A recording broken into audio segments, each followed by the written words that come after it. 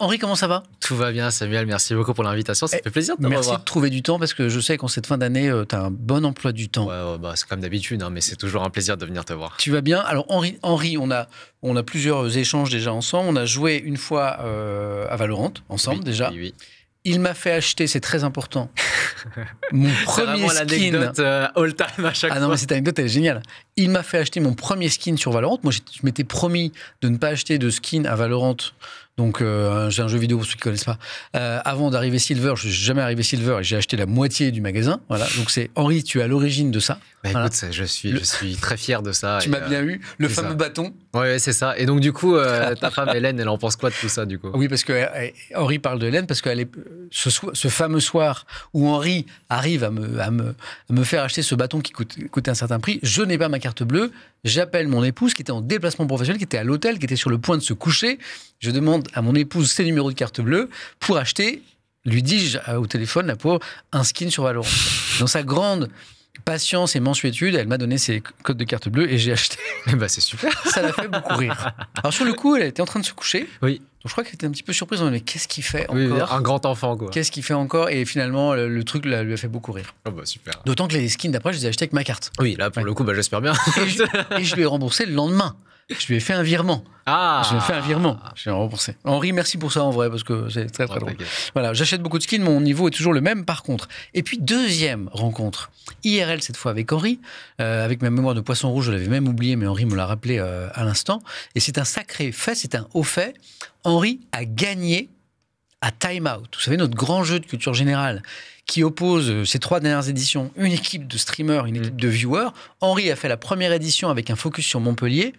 Les streamers se sont qualifiés pour la finale et Henri a été le grand vainqueur. Tu sais que le trophée est encore dans mon studio, hein, je te l'ai dit. Il est beau en vrai. Ouais, il est en arrière-plan. Il est beau, hein. Ouais, franchement, il est cool. Tu m'avais dit que tu attendais de faire plusieurs victoires avec plusieurs streamers jusqu'à faire une édition spéciale tous les gagnants. Alors là, on va avoir un problème parce qu'en fait, comme tu le sais, Henri, c'est une équipe de streamers et de viewers. Ouais. Et le problème, c'est que depuis ta victoire, les streamers, ils ont toujours perdu. Ah. C'est-à-dire que ce sont les viewers qui sont imposés à chaque fois. Ouais. Pour l'édition consacrée à Lyon et pour jeudi dernier, il y a quelques jours, l'édition consacrée à Marseille. Donc, est-ce qu'on doit dire que les streamers qui sont arrivés derrière Henri ont un moins bon niveau en culture générale qu'Henri? Non, je pense que j'avais des questions plus faciles. Oui. Je pense que c'est ça. Bravo en vrai. Merci, Donc, ça fait plaisir. C'est pas mal. Alors après, on avait fait une édition full streamer l'année dernière. Oui. Donc là, forcément, c'est un streamer qui a gagné. En l'occurrence, une streameuse. Ah non. C'est Sunday Ok. qui a clutché face à Étoile en finale. Ah ouais. D'accord. C'était un bon souvenir. Bravo Henri. Écoute, bah, bravo cool. Henri Merci. pour ça. Ça fait plaisir. Salut chat. Henri, l'une des questions que je me pose vis-à-vis de toi, c'est la première. Imaginons que je ne sais pas qui tu es, je ne sais pas ce que tu fais, je te rencontre dans la rue ou à un café, je te trouve très sympathique et je te pose la question que tout le monde pose. C'est qu'est-ce que tu fais dans la vie? Henri, tu réponds quoi à cette question? Qu'est-ce que je fais dans la vie? Ouais. Je dirais que je suis créateur de contenu. Ouais. Donc, ça fait maintenant 12 ans que je fais des vidéos sur YouTube. À présent, ça fait ça fait 5 ans que je fais des lives sur Twitch. Ouais. À côté de ça, j'ai ma page Instagram à animer. Ouais. Et maintenant, mon TikTok aussi, où je publie régulièrement du contenu. Et je jongle entre la création de contenu, les partenariats avec les marques et les projets personnels. 12 ans, tu as dit. Ouais. De YouTube, l'aventure YouTube commence il y a 12 ans. T'as quel âge, Henri, aujourd'hui? C'est pas discret. Aujourd'hui, j'ai 28 ans. J'ai Donc, bientôt 29 là. Donc ça commence très très très tôt. Ça commence tôt. J'avais 16 ans quand j'ai commencé. On va en parler, c'est avec ton frère. C'est ça. Au tout début, on en parlera tout à l'heure. Donc, justement, à peu près dans cette période-là, tout à l'heure, j'ai dit à ceux qui nous regardaient, le parcours d'Henri est intéressant parce que lui-même dit que, au moment du lycée notamment, tu te considérais comme un cancre. Ah oui. Et que les professeurs te disaient même, est-ce que tu vas me dire si c'est vrai ou pas, Henri, vous n'aurez jamais votre bac. Et pourtant après, parcours étudiant très brillant, et on va en parler, et parcours professionnel aujourd'hui hyper sympa aussi. Est-ce que c'est vrai que tu as été un cancre? Oui, j'ai été un cancre pour la simple et bonne raison que je ne jouais pas à Valorant à ce moment-là, mais un autre jeu de Riot Games qui était League of Legends. Et du coup, en fait, j'étais tellement addict aux jeux vidéo qu'en réalité, quand je rentrais à la maison, j'avais pas envie de bosser, j'avais juste envie de me buter aux jeux vidéo. Après, il y a un contexte, c'était depuis... C'est hyper inquiétant pour les parents qui nous regardent ce que tu dis. C'est-à-dire qu'il va y avoir... Tu sais que tu vas déclencher une vague de contrôle de jeux vidéo dans les maisons, dans les foyers. Désolé les gars. Là, tu sais que tu fais du mal à toute une génération, notamment aux plus jeunes qui nous regardent. C'est une question de contrôle de soi-même, hein, tout est affaire de mesure. Moi, de mon côté, il y a un contexte, c'est parce que depuis que je suis jeune, j'ai souvent été surchargé de travail. Je sais pas si tu as déjà lu le livre La maman tigre, enfin la mère tigre, tu vois. Non. Mother Tiger. En Non. gros, c'est une maman asiatique qui explique comment elle a éduqué ses enfants et qui en fait. Je connais l'histoire, mais je l'ai pas lu. Ouais. Et qui avait en fait comme exigence qu'ils excellent partout. Ouais. J'avais eu à peu près la même éducation. Donc avec une maman très exigeante comme ça. C'est ça. C'est-à-dire que même mon père, hein, ils étaient raccords sur le fait que très jeune, on devait faire beaucoup d'études et exceller là-dedans. Ouais. Sauf que j'avais un rythme assez particulier, dans le sens où j'avais l'école comme tout le monde. Ouais. Ensuite, j'avais 1 heure d'études tous les soirs où je restais à l'école pour finir mon travail. Ok. Ensuite, 2 fois par semaine, j'avais des cours particuliers de mathématiques et de littérature en plus. Donc, je finissais souvent à 19h-20h. Ouais. Et 2 fois par semaine, j'avais cours de chinois le mercredi après-midi et le samedi après-midi. Et en plus de ça, c'était le dimanche matin, j'avais un cours d'anglais dans un autre établissement. Donc dimanche matin. Et j'ai fait ça de ma CE1 jusqu'à ma seconde. Donc j'ai eu un parcours académique très chargé. Donc tu t'es un peu rebellé en fait. Ouais, c'était un peu ça. L'addiction à League of Legends, c'était un petit peu un ras-le-bol. J'en peux plus moi. C'est ça, c'était un peu un ras-le-bol vis-à-vis de l'école. Mais ça n'enlève en rien le fait que j'ai été mauvais à l'école pendant un moment, quoi. Mais effectivement, on va dire qu'il y a une raison à tout ça. Et donc les profs t'ont littéralement dit, Henri, vous n'aurez jamais votre bac. Il y avait écrit avis défavorable au bac. Que tu as eu sur mon bulletin. Oui, que j'ai eu. Que tu as eu. Que j'ai eu, oui. J'étais pas si mauvais en soi. En fait, c'est souvent, quand je me plonge dans quelque chose, généralement, je m'en sors. Et alors après, il y a un déclic parce que, bon, on va dire les années lycée, pour les raisons que tu viens d'évoquer, t'es un peu tranquille. Ouais. Tu as ton bac, et alors après, tu vas faire des études très brillantes. Tu as fait une grande école de commerce, qui est l'ESSEC, je dis pas de bêtises. Tu fais une prépa avant. Oui. Donc ça, c'est très exigeant aussi. Tu vas cuber cette prépa. Oui. C'est-à-dire décider de redoubler ta 2e année pour avoir une meilleure école encore, voilà, pour faire et c'est l'ESSEC. Comment tu bascules? Comment tu passes en mode lycée très tranquille à tel point que tu as un avis défavorable au bac à élève de prépa qui va s'investir manifestement beaucoup puisque on n'obtient pas une école comme celle-ci sans travailler. C'est quoi le déclic? Alors le déclic, c'est marrant hein, parce que franchement je me destinais pas à ça, dans le sens où à la fin de ma terminale, on m'a demandé qu'est-ce que je voulais faire. J'ai répondu joueur pro de League of Legends. J'adore cette histoire. Moi. Ouais, mais bon, après, il y a aussi une réalité, tu sais, c'est un peu le lycéen qui parle sans connaître. T'avais un bon niveau ou pas? Mais non, mais pas du tout. J'étais gold en pick rank. Jamais de la vie, j'aurais pu être joueur pro de League of Legends. Mais en gros, du coup, à la fin de cette terminale, j'ai cherché une issue de secours. J'ai fait le salon de l'étudiant et j'ai essayé de trouver une filière où je me disais, vas-y, je vais essayer de trouver un truc où je bosse pas beaucoup, mais je peux essayer de toucher un bon salaire. Donc en fait, t'as pas d'idée là, t'as pas de... Non, mais comme beaucoup de gens. Beaucoup de gens, on demande souvent aux étudiants de savoir ce qu'ils veulent faire à l'âge de leurs 15 ans. C'est chaud. C'est dur. Même aujourd'hui, tu me demandes dans 5 ans qu'est-ce que je fais, je serais pas sûr de te répondre, tu vois. Et la chose, c'est que c'est encore plus dur quand t'es jeune. Et donc du coup, moi de base, je voulais simplement avoir un taf classique. Mais c'est hyper intéressant. Je pense qu'il y a beaucoup de gens qui nous regardent qui ou l'ont vécu ou le vivent actuellement. Donc toi, 18 ans, bac en poche, salon de l'étudiant. Ouais, et ce sentiment de mal-être de ne pas savoir ce que je vais faire derrière, sachant que scolairement, j'étais aux fraises. Donc effectivement, il y avait un peu cette pression. Puis après, du coup, quand j'ai découvert... Et familial, je suppose aussi, parce que... Ah, ma mère, pour elle, j'étais foutu, quoi. Mais en gros, je viens la voir et je lui dis, écoute, je fais le salon de l'étudiant et j'ai trouvé peut-être un truc qui pourrait bien m'aller, c'est les écoles de commerce. Parce que j'étais pas trop mauvais en langue et j'étais pas non plus... j'avais la tête bien faite quand même, malgré tout. Je sentais qu'il y avait peut-être quelque chose à faire. Elle m'a dit, personne dans la famille n'a jamais fait d'école de commerce. Je crois que ta maman était médecin, était médecin, c'est ça. Et souvent, on dit souvent que ma mère, elle veut que tu sois avocat, médecin, ingénieur. Donc, ami, si t'es pas son ami, t'es son ennemi. Donc, j'étais le seul à pas ambitionner d'être ingénieur, avocat ou médecin. Donc, je lui ai parlé d'école de commerce. Elle m'a dit, bon, on n'a jamais fait ça, mais quitte à faire une école de commerce, au moins tente les meilleurs. Donc là, elle m'a refusé l'école post-bac, qu'on peut faire directement. Elle m'a dit, va en prépa. Je vais en prépa entraînant un peu des pieds. Sauf qu'en fait, là, on était arrivé à un stade où je savais quand même que la prépa, c'était pas un truc où je pourrais continuer à jouer à League of Legends. C'est pas les vacances du tout, quoi. Ouais, c'est ça. J'avais quand même la maturité d'esprit de me dire, bon, l'école, enfin, l'ordi, on va le mettre de côté et on va voir un petit peu ce que ça donne. Et ça, c'est intéressant parce que ce qui peut aussi manquer aux jeunes de cet âge-là, c'est de ne pas savoir ce qui les attend. Ouais. Et notamment ce que va demander une formation en termes d'investissement. Toi, tu savais déjà que la prépa, c'était beaucoup de boulot. Parce que mon frère était passé par là. Ah, voilà, ça, c'est très intéressant. Ouais, mon frère était passé par là et j'ai vu... Kevin. C'est ça. J'ai vu à quel point c'était prenant. Prépa pour les écoles d'ingénieurs. Exactement. Moi, c'était prépa en école de commerce. Et en fait, je savais qu'il fallait que je laisse les jeux vidéo de côté pendant X temps. Et ça, je le savais très bien. Et une fois que je l'ai fait, j'ai commencé à voir qu'en fait, j'étais pas si mauvais que ça. Quand les gens, ils s'attendaient... Tu sais, on dit souvent, les premiers de la classe, attendez-vous de passer de 15 à 8 très vite. Oui, tu vois. oui, dans les premières semaines de la prépa. C'est ça, exactement. Bah, moi, le choc a été moins dur puisque je suis passé de 10 à 9. Ah ouais. Bon, je me suis dit, bon, bah, ça va. En fait, t'as juste arrêté de jouer à LoL. C'est ça, c'est ça.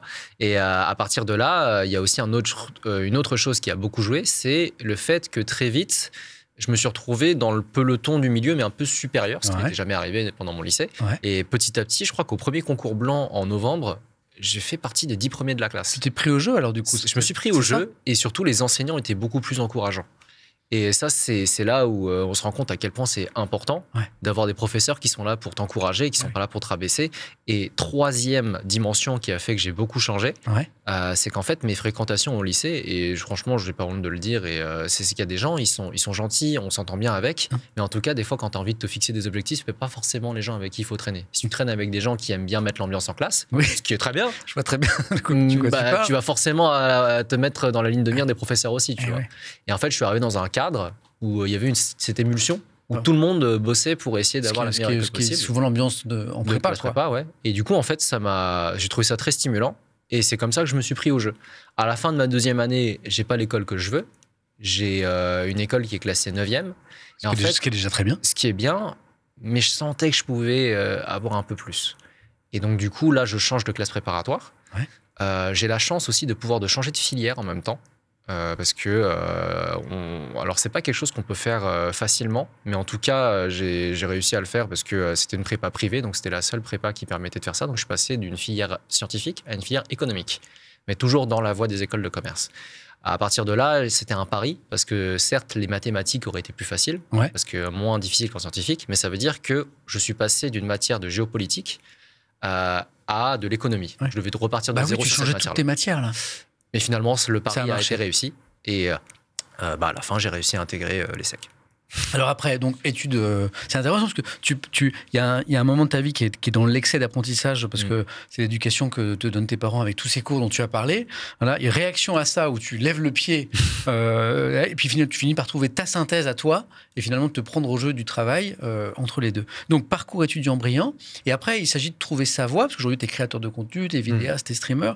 Alors là, il faut revenir un petit peu en arrière parce que avec ton frère, donc Kevin, je crois que tous les deux, vous créez votre chaîne YouTube. Oui. Et tu avais quel âge à l'époque? 15 ans? 16 ans. 16 ans. J'avais 16 ans. C'était. Et cette chaîne, c'est. Le Rire Jaune. Que tout le monde connaît dans le chat, puisque tout le monde m'en a parlé. Et donc, Oh, c'est trop mignon. Ouais, j'étais jeune. Hein. Oh, c'est trop chou. Et alors, comment ça commence? Est-ce qu'il y en a un qui est à l'initiative? Est-ce que c'est vraiment un projet commun Alors, en fait, à cette époque-là, je commençais déjà à regarder des vidéos sur YouTube en France, dans le sens où j'avais été dans une colonie de vacances avec d'autres gamins, quoi. Ouais. Et en fait, on regardait des vidéos sur YouTube là-bas parce que il n'y a pas grand-chose à faire, si ce n'est avoir cours le matin et après, il y avait des activités l'après-midi. Mais en gros, pendant les cours, on regardait des vidéos YouTube, quoi. Et en fait, j'ai découvert ça à l'âge de mes 15 ans. Et quand je suis rentré, j'en ai parlé à mon frère. Et il m'a dit mais toi, tu regardes les youtubeurs français, regarde un coup les youtubeurs américains. Donc du coup, on s'est posé ensemble, on regardait les youtubeurs américains tous les deux. Et un jour, on s'est dit un jour, on fera pareil. Et surtout, il y avait aussi cette impulsion qui venait plus de mon frère, qui avait cette envie de, faire des vidéos pour changer un peu la perception de la communauté asiatique en France, dans le sens où jusqu'ici, en tout cas en 2012, il y avait beaucoup de rôles de composition où les personnes d'origine asiatique, on leur demandait souvent de jouer des rôles très clichés, parfois avec en français, c'est pas le mot, mais autodégradation. Enfin, je sais pas comment dire, mais c'est quelque chose de péjoratif. Ils rigolent d'eux, mais c'est pas un humour très positif. Oui, c'est ça. Je vois. Et donc du coup, c'est pour ça que le slogan du rire jaune, c'était parce qu'un asiatique qui n'utilise pas l'accent peut quand même vous faire rire. Et c'est comme ça qu'on s'est lancé dans l'aventure. Moi, j'étais caméraman. Et je faisais des petites apparitions jusqu'à ce que les commentaires disaient mais on l'aime bien le petit, est-ce qu'il pourrait pas faire des vidéos lui aussi? Quelle différence d'âge vous avez tous les deux? 4 ans. 4 ans, et vous étiez complices? Oui, parce que pour se lancer dans une aventure comme ça, il faut... Oui, on est très complices, et ça vient aussi de notre enfance. Nos parents n'étaient pas souvent à la maison. Ma mère travaillait jusqu'à tard, mon père travaillait souvent à l'étranger, ce qui faisait que souvent on était seul à la maison avec quelqu'un qui s'occupait de nous. Et ça a duré pendant une quinzaine d'années. Donc pendant 15 ans, quand je rentrais à la maison, j'étais juste avec mon frère, quoi. Et forcément, il y a eu des chamailleries, mais on passait surtout beaucoup de temps ensemble, ce qui fait qu'il y avait ce contexte où on était très proches, très complices, et on pouvait faire un truc à deux sur ça, quoi. Ce qui est intéressant dans ce que tu décris, c'est qu'on voit qu'il y a plein de facteurs qui influent sur une réussite. Il y a l'investissement que tu vas mettre, le travail, il y a le hasard, il y a la chance aussi, voilà. D'où on vient aussi, la chance de venir d'un certain milieu ou d'un autre. Moi, par exemple, je sais que j'ai conscience de la chance d'être né dans un milieu favorisé, qui m'a permis de faire des études que je n'aurais peut-être pas pu faire sans l'assurance matérielle derrière que j'avais, donc j'en ai conscience. Toi, par exemple, là, il y a deux chances qu'on voit, d'avoir un frère avec qui tu t'entends bien, cette complicité, parce que c'est pas toujours comme ça au sein d'une fratrie. Et puis, tu es un peu dans ma situation, Henri, c'est-à-dire qu'en fait, tu avais aussi une famille qui t'a permis de faire ses études. Tu as parlé d'école privée, tu l'as pas caché. Et donc, en fait, c'est vrai que c'est aussi une chance, ça. Oui, c'est ça. Et ça, franchement, j'en suis reconnaissant. Même l'école de commerce, je connais des gens qui doivent, moi aussi, j'ai fait un prêt, mais il y en a qui ne peuvent même pas se permettre le prêt pour payer l'école de commerce parce que la banque va pas suivre. Et je connais une histoire assez cruelle d'un camarade de classe en classe préparatoire qui venait du Sénégal, qui avait fait ses 3 ans de classe préparatoire et qui, au bout, ne peut pas financer son école de commerce parce que la banque lui refuse le prêt. Il fait la prépa. Il n'en sait rien. Il a l'école. Oui, il a l'école. Il a le concours. Il n'en savait rien qu'il y avait ce système-là de financement. La banque lui refuse le prêt. Donc, il est parti à la fac après derrière. Il n'a pas pu faire ses études. C'est ça. Après, la fac, c'est très bien aussi. C'est juste que lui, pour le coup, ça a été la grande désillusion. Donc, j'ai cette chance et j'en suis conscient. Et c'est quelque chose que, tu sais, quand tu es jeune, quand tu es plus jeune, des fois, tu te rends pas compte. Non. Puis après, aujourd'hui, plus ça avance, plus j'exprime beaucoup de gratitude envers mes parents pour tout ça, quoi. Donc, 16 ans, l'aventure commence. La chaîne, le Rire Jaune, YouTube. Et X années après, à quel moment d'ailleurs, dans ton parcours, peut-être pendant l'école de commerce ou au sortir de l'école de commerce, parce qu'à un moment, il faut choisir une voie. Tu aurais pu travailler dans le secteur de l'eau, on a parlé de l'eau aujourd'hui, ou que sais-je. Et à un moment, non, finalement, tu reboucles et tu te dis, je vais être créateur de contenu. Est-ce que c'est quelque chose que tu te dis depuis le début à 16 ans, en gros, tu te dis, c'est ma voie, je vais jamais, je vais vers ça, ou est-ce que c'est quelque chose qui revient plus tard en disant, et si ça devenait un métier? Comment ça se passe? C'est arrivé un peu plus tard. En réalité, beaucoup de gens penseraient que ce serait le choix logique, parce que j'avais une chaîne qui marchait à cette époque-là, déjà, en école de commerce, j'aurais pu très bien me dire, j'y vais, j'aurais même pu ne jamais faire de grandes études, j'aurais pu directement continuer après le bac. Bien sûr. Mais le fait est qu'on devait rassurer nos parents sur nos études, avoir un backup si jamais la chaîne ne marchait plus derrière. Donc c'est ce que j'ai fait. Et puis derrière, le choix du métier a été assez complexe dans le sens où pendant longtemps, le Rire Jaune, c'était une chaîne qui marchait bien, mais on faisait très peu de partenariats. Ce qui faisait qu'on touchait un petit peu d'argent. Mais par exemple, à l'entrée de mon école de commerce, ce que j'aurais pu toucher à la sortie de mon école de commerce aurait été supérieur à ce que je touchais à YouTube à l'époque. Donc il y avait un arbitrage à faire, qui était un arbitrage tout à fait sensé.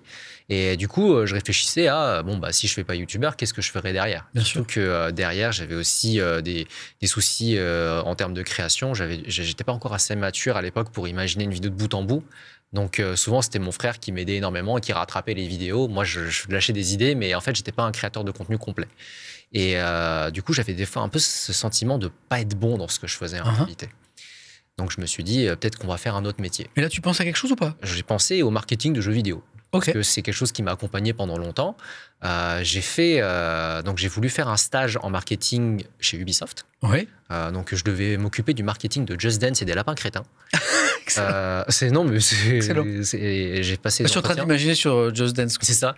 Et j'ai passé les entretiens. La maître de stage m'a aimé, quoi, pour le coup. Donc, elle était prête à me prendre. Mais en parallèle, il y avait aussi cette envie de vouloir lancer un projet de mon côté. Dans le sens où, comme je t'ai dit, j'avais un peu ce sentiment de ne pas être bon dans ce que je faisais. Et donc, du coup, à la veille de mes 22 ans, quand mon frère me souhaite joyeux anniversaire, il me demande comment tu te sens. Et il y avait un peu ce truc où je lui dis, bah écoute, Kevin, toi, à 22 ans, tu as lancé le Rire Jaune. Et moi, pour l'instant, j'ai rien à moi, tu vois. Et c'est quelque chose qui, lui, l'a marqué, parce qu'il était triste pour moi d'entendre ça, tu vois. Il sentait qu'il y avait un peu un complexe d'infériorité qui était né à ce moment-là. Et il m'a poussé, il m'a dit, écoute, il m'a beaucoup encouragé, essaye de trouver un truc à toi. Donc, en parallèle de ce stage... Elle est belle, votre histoire des deux frères. Ouais, en parallèle de ce stage à Ubisoft, il y avait une autre idée qui m'était venue en tête, c'était de faire des conférences à travers la France pour parler de mon métier. C'est ce que j'ai fait. Et en fait, il y avait soit je prenais le stage à Ubisoft, soit pendant 6 mois, je partais en vadrouille à travers la France pour donner des conférences à des entreprises ou à des écoles. Et c'est ce que tu as fait ? Et c'est ce que j'ai fait finalement. Donc, j'ai pas été en entreprise à ce moment-là. Ouais. Pendant 6 mois, j'ai fait ça. Ça a été très compliqué parce que quand tu débarques devant un board de vieilles personnes pour qui tu es juste un gamin qui fait des vidéos dans ta chambre, c'est très dur de négocier un cachet pour faire une conférence. Ouais. Surtout, tu sais, ils font souvent des conférences annuelles et tout. Et puis, j'avais quand même pas mal de followers, il fallait valoriser ça. Sauf que c'était une activité annexe à ce que je faisais sur Internet, donc mes agents, ils pouvaient pas me représenter sur ça. On te voit en conférence, ouais, là. c'est ça. Et donc, du coup, pendant 6 mois, j'ai donné des conférences à travers la France. Et même si, au bout du compte, au bout de ces 6 mois, il n'y a rien de concret qui est sorti en termes financiers, ça m'a donné beaucoup d'expérience après pour savoir parler en public. Et c'est ce qui a été les prémices de ma chaîne Twitch, en fait, à ce moment-là. Parce que j'ai parlé comme ça et être à l'aise à l'oral, c'est pas quelque chose que l'on développe facilement. En tout cas, de mon côté. Parler en public, c'est dur. C'est ça. Et donc, c'est plus difficile que de parler à une caméra. Et c'est comme ça que j'ai réussi à faire ça. Ensuite, toujours dans cet esprit, donc ça, c'était une chose. Après, il y a le deuxième stage qui arrive. C'est pas le stage à TF1 ? Alors, il y a eu ce stage-là à la TF1, c'était un stage d'observation de 2 semaines. Ok. Mais après, j'ai eu un deuxième stage où là, pour le coup, j'ai eu une opportunité en or. Toujours indécis de savoir si j'allais devenir youtubeur, enfin créateur de contenu ou employé classique. Je me dis, bon, t'as fait 6 mois où t'as pas fait l'employé classique, t'es parti en vadrouille à travers la France, fais un stage classique. J'ai une opportunité qui me permet d'être pris en tant que stagiaire chez Meta. À l'époque, donc j'étais assistant en marketing business to business. Donc mon but, c'était de vendre les solutions de Meta, que ce soit Instagram, Facebook et WhatsApp, à des entreprises pour leur expliquer voilà ce dont sont capables les campagnes sur Meta, et leur montrer des métriques, écrire des articles sur les meilleures campagnes qui ont pu exister. J'ai beaucoup appris d'ailleurs sur les fonctionnalités d'Instagram à cette époque-là. Et donc en gros, je fais ça pendant 1 mois et demi. Au bout duquel je décide finalement de m'en aller parce que ça ne me plaît pas et surtout parce que... C'est très sérieux ce que tu décris comme poste, hein. Ouais. C'est hyper sérieux. Et aussi parce qu'en fait, en parallèle, c'est toujours comme ça, il y a toujours 2 timelines qui avancent. Il y a la timeline scolaire et la timeline créateur de contenu. Parce qu'en même temps que je suis pris chez Meta, c'est là où je lance ma chaîne Twitch. Parce qu'il y a le jeu Super Smash Bros Ultimate qui sort à ce moment-là. Pour ceux qui se rappellent, j'étais commentateur à l'Octogone avec Jiraya juste à côté, là, dans le studio. Je commentais des tournois Smash. Et c'était mes débuts sur Twitch. J'ai adoré ça. J'ai acheté un setup pour moi avant mon stage chez Facebook. Et je commençais déjà à streamer. Et en fait, je commence à me créer une communauté vraiment à moi. Et là, tu sens quelque chose, là, en fait. Je sens quelque chose. Je sens la proximité avec les gens qui me regardent. Je prends mon pied, c'est génial. Et en fait, il y a ce truc où le stage classique ne me plaît pas forcément parce qu'en fait, je me rends compte que je suis en train d'essayer d'allier à la fois un stage qui est un emploi à plein temps et streamer, youtubeur qui est aussi un emploi à plein temps. Donc en fait, j'étais à moitié dans les deux. J'avais le sentiment qu'à cause de mon stage, ma chaîne Twitch commençait à diminuer. Et oui, tu pouvais pas faire les choses autant à fond que tu le souhaitais. Exactement. Et en fait, j'avais l'impression de rien faire bien. Et en fait, quitte à choisir, je me suis dit, en fait, j'ai pas envie d'être dans ce stage. Je veux choisir la création de contenu. En revanche, ce qui est intéressant, c'est que tu décides de finir quand même tes études. Oui. Parce que tu aurais pu aussi décider, à un moment où tu sens ta voix, et dire bon, c'est bon, j'ai trouvé, moi je vais être créateur de contenu. Et tu décides pourtant d'aller au bout de ton cycle d'études. Pourquoi? Pour un peu comme tes parents te le disaient, pour assurer les arrières si jamais tu voulais changer de voie? Il y a de ça, et j'ai quand même sacrifié 3 ans avec la classe préparatoire, il fallait que je finisse. Mais en gros, arrêter un stage, bon, c'est pas ouf. Oui. Mais derrière, je peux très bien avoir une autre convention et c'est mon frère qui me l'a faite. Donc en fait, ça, il n'y a pas de problème. En termes de règlement vis-à-vis de l'école, il n'y a pas eu de souci. Mais en fait, à ce moment-là, je fais le pari de me dire, bon... Le frère qui est toujours là, qui c'est ça. Je fais le pari de me dire, je me lance sur Twitch. J'avais déjà entendu parler de la volonté de mon frère de vouloir faire des vidéos en anglais. Donc je savais que le rire jaune n'allait pas forcément durer derrière. Donc j'avais un petit peu dans ma tête ce compte à rebours de me dire, bon, il faut que je trouve quelque chose à moi. Et c'est là où Twitch, je le lance. Il y a cette soirée très précise qui me donne envie d'arrêter le stage pour me lancer sur Twitch à 100% à ce moment-là. C'était le 31 octobre 2019. En fait, c'était un jour de la Paris Games Week. Ouais. Tous les streamers français sont sur place. Okay. Et je suis le seul pecno à streamer à ce moment-là un live horreur sur Outlast. Et là, j'étais en constant à 200 viewers. Et ce soir-là, je fais 1500 viewers. À ce moment-là, je sens qu'il y a un truc. C'est énorme. Et je savais qu'à l'époque, je commençais déjà à parler à une responsable de chez Asus ROG, donc, qui est mon sponsor aujourd'hui. Et en fait, je sentais qu'ils étaient peut-être intéressés pour me sponsoriser. Et là, je me suis dit, c'est mon ticket de sortie. Il se passe quelque chose. C'est ça. Le lendemain, j'ai dit, alors même pas à mon maître de stage parce qu'il est en déplacement à Londres, je suis le pire stagiaire. Je dis à ma en fait, genre, si tu veux, c'était la co-stagiaire qui reprenait tous mes articles, donc j'avais l'impression de travailler pour rien. Et en fait, elle l'a fait une énième fois. Et je l'ai regardé, j'ai fait, tu sais quoi? J'arrête. Le pire stagiaire. J'arrête. Il n'y a pas eu une histoire de stage à Singapour aussi parce que je sais que c'est une histoire qui te suit, ça. Quand on dit Henri Tran, très vite dans le chat, certains se rappelaient de l'Octogone, hein, déjà. C'est ça. Tout de suite, ça part sur Singapour. Moi, tu m'as déjà raconté cette histoire. C'est une espèce de stage à Singapour qui ne s'est jamais réalisé finalement. C'est un échange scolaire. C'est quoi cette histoire? L'histoire, c'est que quand j'étais à l'ESSEC, je faisais des vidéos en parallèle et que j'avais pas le temps de réviser. Et donc, du coup, je faisais partie de ces élèves qui révisaient leurs partiels 2 semaines à l'avance ou 1 semaine à l'avance. Et du coup, à chaque fois, j'avais juste les notes qu'il fallait pour passer, pour valider. Mais j'avais pas les notes suffisantes pour faire mon échange, ce qui fait que j'ai été refusé non pas 1 fois, non pas 2 fois, mais 3 fois d'affilée à cet échange. Et c'est devenu un running gag, surtout lorsque mon frère a décidé au Nouvel An 2023 d'y aller pour faire un clip avec une musique derrière. Et en fait, alors j'allais dire, tu es jamais allé à Singapour si tu as fini par y aller. Si, j'ai fini par y aller. Mais en vacances. Et quelques mois plus tard, pour une opportunité pro. C'était drôle. Mais donc, du coup... T'as fait les stages à l'étranger, du coup, ou pas? Il y a eu stage à l'étranger. Il y a eu stage à l'étranger, mais en fait, comme je faisais des vidéos sur YouTube et des streams sur Twitch, je pouvais pas me permettre de m'en aller à ce moment-là. Du coup, ce que j'ai fait, c'est que j'ai fait une magouille. C'est que tu connais Leclerc? Ouais, bien sûr. Leclerc, il habite à l'étranger. Oui. Et il m'a fait ma convention. Attends, il t'a fait une convention pour dire que j'étais chez lui. Et en fait, non. Mais c'est une petite arnaque, ça. Ah, si, j'y étais. Ok, très bien. Et après, je devais faire... Attends, j'ai le frère qui fait une convention de stage, j'ai Leclerc qui fait une convention de stage, genre je suis à l'étranger, mais non. Et après, genre, j'avais fait 6 mois, du coup, il me fallait 9 mois. Et donc, du coup, il me fallait un autre stage à l'étranger. Et tu connais Skyheart? Oui. Il t'a fait une convention de stage. Donc attends, la question c'est quel streamer n'a pas fait une convention de stage à Henri Tran? Je pose la question. J'ai été officiellement stagiaire. Je vais appeler Rayou. et pour Skyheart. C'est incroyable. J'ai une pensée émue pour le directeur ou la directrice des stages à l'ESSEC qui nous regarde peut-être, qui est avec nous peut-être. Voilà, sachez que Henri était très investi dans cette partie. Incroyable. Aujourd'hui, Henri, streamer, youtubeur, t'es sur TikTok, t'es sur Insta.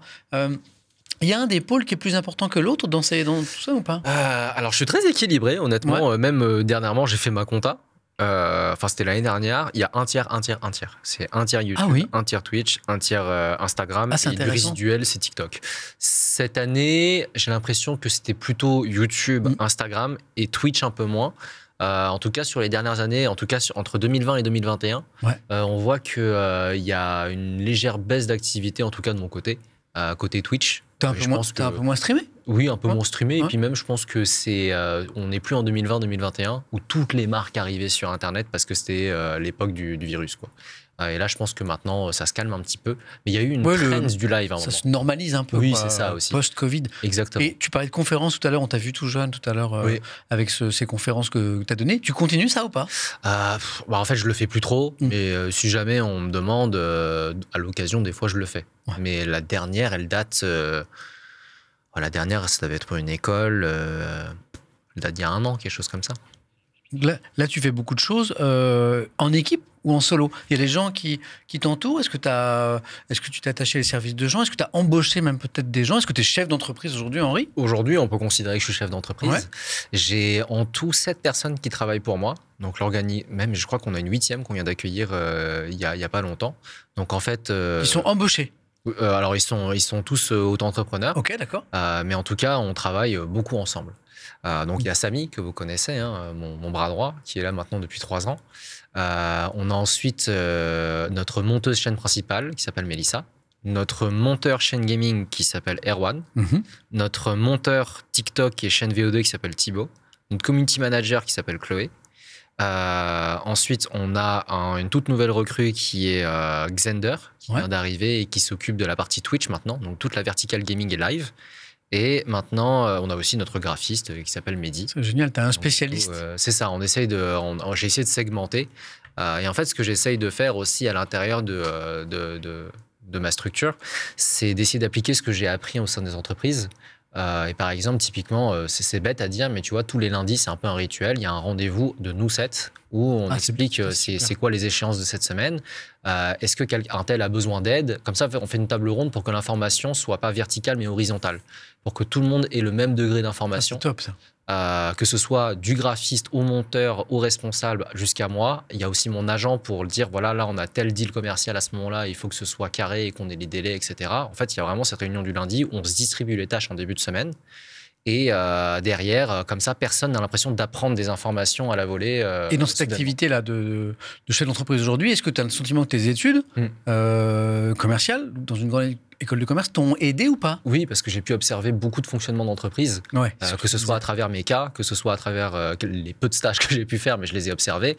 J'ai vu aussi des choses qui ont pu générer des conflits. Dans des entreprises dans lesquelles j'ai pu faire des stages, des gens qui ne s'entendaient pas parce qu'il y avait une info qui était arrivée, ils disaient mais ça tu me l'as pas dit, etc.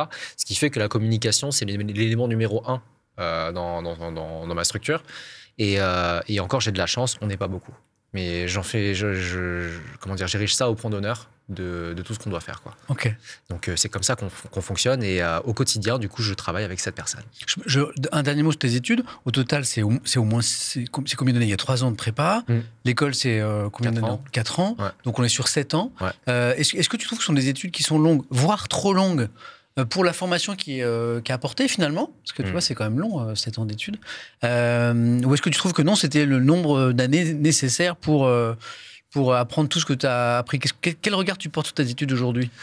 Aujourd'hui, je pense que ça dépend réellement des profils des gens. Ouais. Moi, de mon côté, je trouvais que c'était...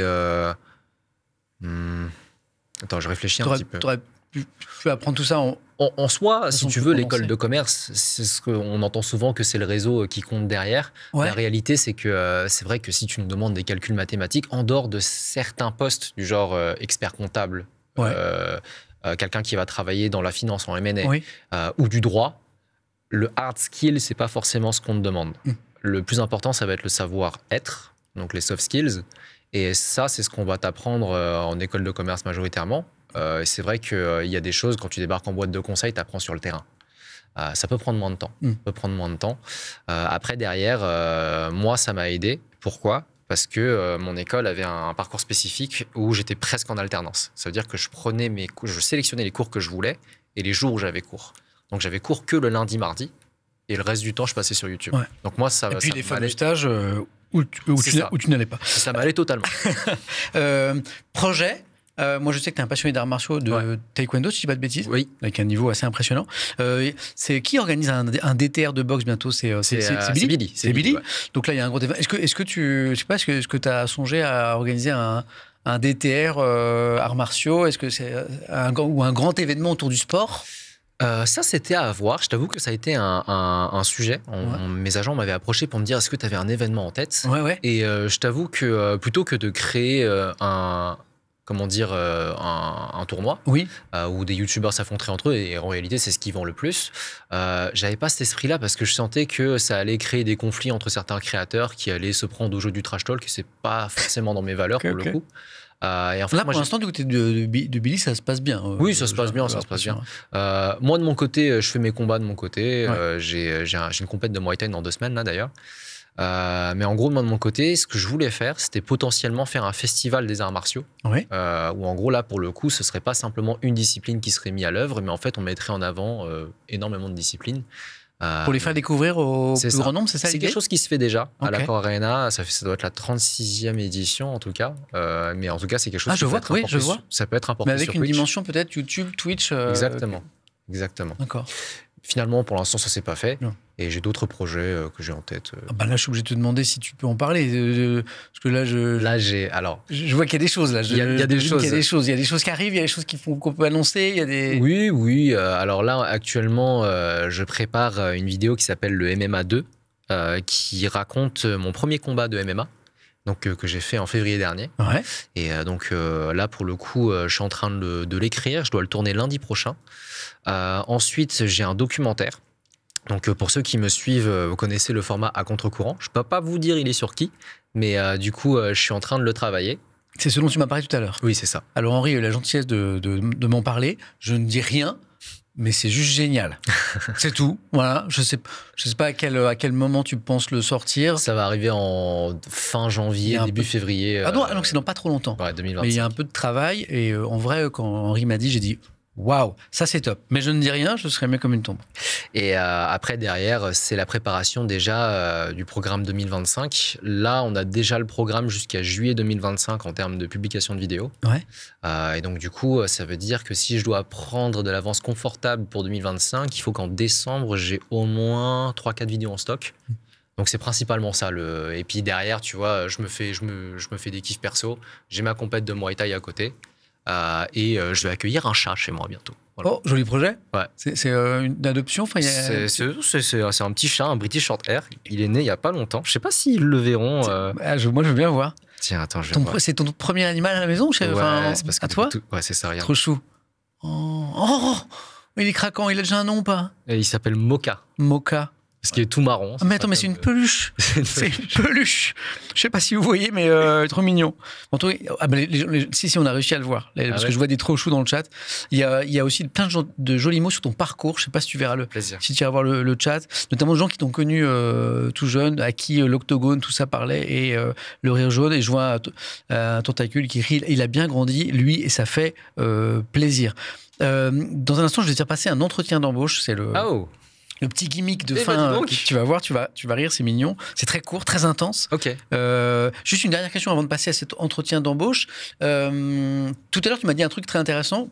Moi, dans 5 ans, je ne sais pas ce que je ferai. Oui. Est-ce que tu penses que ton avenir professionnel, il peut passer par toute autre chose que la création de contenu totalement bifurqué? Non, je pense que je serai toujours de près ou de loin dans la création de contenu, que ce soit pour Internet, que ce soit pour, je sais pas moi, des plateformes de streaming, ça pourrait aussi arriver. Je peux être consultant pour des entreprises sur leur arrivée sur des plateformes. Ouais. Là, typiquement, alors ça, c'est avec ce qu'on fait, on a des opportunités d'investissement des fois. Et justement, moi, mon apport en tant qu'investisseur dans certaines boîtes, c'est justement de les guider sur la partie digitale. Et en fait, derrière, je peux créer des synergies. Par exemple, s'ils ont envie de lancer une émission télé ou une émission Twitch, moi, je suis là pour les conseiller. Je pense que je ne serai jamais loin de... Tu as aussi cette activité de conseil déjà, en fait, tu as commencé déjà. Un petit peu, c'est ça commence petit à petit. Mais je pense Businessman, Henri, j'adore. Mais après, tu vois, c'est des choses, je ne les ai jamais planifiées. Ouais. C'est juste, je les prends à la volée. Et j'improvise les casquettes, mais en fait, petit à petit, tu vois, quand j'étais plus jeune, j'étais pas confiant en moi sur ma capacité à faire tout ça. Mais en fait, je commence à engranger de l'expérience. Et ça, si je peux donner un message aux gens qui regardent, c'est vous inquiétez pas, ça va arriver. Vous êtes peut-être perdu actuellement, mais faut vous faire confiance. Il faut juste rien lâcher. Et vous allez voir, vous allez engranger de l'expérience. Et puis, petit à petit, vous allez monter en galon. C'est un joli message. Henri, toi, tu connais je t'empêche de boire. À chaque fois, c'est une longue question, tu peux boire. Tu connais aujourd'hui la liberté d'être entrepreneur et créateur de contenu. Tu pourrais t'imaginer travailler pour quelqu'un demain, c'est-à-dire redevenir, salarié, en tout cas, ne plus être ton propre patron? En soi, Tu l'exclus pas, tu l'exclus pas. Je l'exclus pas. Enfin, ça dépend. Okay. Ça dépend. Encore une fois, il y a des gens, ils sont très contents d'être employés. En fait, tu sais, il y a un gros problème avec l'entrepreneuriat actuellement, c'est que c'est devenu sacralisé. Dans le sens où c'est devenu cool d'être entrepreneur. Tout le monde veut devenir entrepreneur parce qu'il y a un peu ce cliché de se dire que tu vas faire énormément d'argent, que tu vas être libre et que tu vas devoir avoir aucun compte à rendre à personne. Ça, c'est ce que tu entends auprès des plus jeunes, c'est un discours que tu entends. Généralement. Okay. Et ça a changé parce que ça n'a pas été toujours ce regard sur l'entrepreneuriat en France. Et en fait, la chose, c'est que quand tu es entrepreneur, il y a beaucoup de chances que ta startup elle coule. Ouais. Tu as des comptes à rendre à personne, c'est faux. Tous tes clients, c'est autant de personnes à qui il faut rendre des comptes. C'est autant de petits patrons, en fait, que tu as. Ouais. Exactement. Et écoute, moi, pour l'instant, je goûte à cette liberté et j'en suis très content. Après, tu sais, je suis très pragmatique. Si un jour, je n'ai plus le choix de faire ce que je fais actuellement et d'être mon propre patron, il n'y a pas de mal à me servir de mon diplôme, en fait. Je trouve ta réponse hyper intéressante, parce que je m'attendais à quelque chose de basique en mode, écoute Samuel, non, moi je suis entrepreneur aujourd'hui, je ne pourrais pas abandonner cette liberté pour un statut de salarié. Et en fait, ta réponse est plus complexe et je la trouve intéressante. Est-ce que tu es prêt pour passer un entretien d'embauche, Henri ? Écoute, je vais peut-être juste ajouter quelque chose. À choisir, je prendrais la liberté pour le coup. J'entends. Attention, donc c'est un entretien d'embauche. Alors imagine, je suis le RH, okay. Voilà. Henri Tran, youtubeur, créateur de contenu, diplômé d'école de commerce, grand champion d'arts martiaux. On fait le tour de ton CV. Attention, tu as 60 secondes. D'accord. Tu as 60 secondes, donc faut que ça fuse. Ah voilà. Oui. Henri, prêt ? Allez. C'est parti. Quel est ton plus gros défaut ? Je suis maladroit. Okay. Plus grande qualité ? Plus grande qualité, je suis à l'écoute. Qu'est-ce que tes amis disent de toi ? Que je suis travailleur. Sais-tu travailler en équipe ? Oui, bien sûr. Es-tu capable de travailler sous pression ? Oui, c'est là où je suis le plus efficace. Bien. Es-tu du genre à prendre des initiatives ? Oui, sinon je ne suis pas stimulé. Quelle est ta plus grande réussite à ce jour, Henri ? Ma plus grande réussite à ce jour, c'est d'avoir trouvé ma voie. Est-ce que l'échec te fait peur ? On a tous peur de l'échec et il faut quand même y aller, c'est ce qu'on appelle le courage. Alors tu as commencé à me répondre, mais est-ce que tu te vois où dans 5 ans ? Je me vois où dans 5 ans ? Je me vois toujours sur YouTube et sur Twitch pour l'instant. Dernière question. J'ai vu sur LinkedIn que tu étais conférencier aussi parfois. De quoi parle une conférence d'Henri Tran aujourd'hui ? De mon métier, des différentes sources de revenus et comment les gens pourraient se lancer eux également. Henri, tu n'as pas dépassé les 60 secondes. Je crois que tu as fait... On n'a pas chronométré, on va peut-être me le donner. Je crois que tu as fait un des meilleurs temps.